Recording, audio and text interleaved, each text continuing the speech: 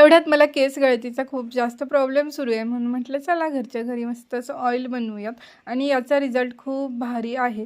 तर कढीपत्ता आपल्या हे केसांसाठी चांगला असतो, हे जर तुम्हाला माहीत असेलच. कढीपत्ता घेतला, त्यानंतर ही जास्वंदाची फुलं घेतलेत, त्यानंतर मेथीचे दाणे, कोरफडीचे तुकडे करून टाकलेत, त्यानंतर काळे तीळ आणि कांदा आणि त्यानंतर मग आपलं पॅराशूटचं जे खोबरेल तेल असतं ते याच्यामध्ये टाकलं. हे पूर्ण आपल्याला 10 ते 15 मिनटं छान असं याच्यामध्ये शिजवून घ्यायचे. त्यानंतर पूर्णपणे थंड झाल्यानंतर एका ह्या बरणीमध्ये वगैरे भरून ठेवायचं आणि ज्यावेळी आपण हेअर वॉश करणार आहे त्याच्या आदल्या दिवशी मस्त अशी केसांना मसाज करून हे ऑइल लावायचं आणि तुम्हाला रिझल्ट लवकरच दिसून येईल याचा. तर आज अमावस्या होती, म्हणून ताईंचं आणि दादांचं चाललेलं होतं गाड्यांचं पूजा करणं आणि नारळ वगैरे फोडणं. आणि आज आईने देखील खूप सुंदर अशी पूजा करून घेतलेली होती.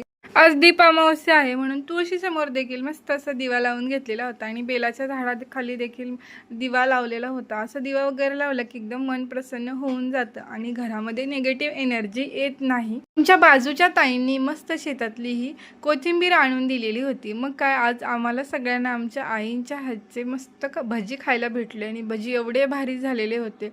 प्रत्येकाच्या हाताला वेगळीच टेस्ट असते आणि आईंच्या हाताला तर एकदम भारी आहे.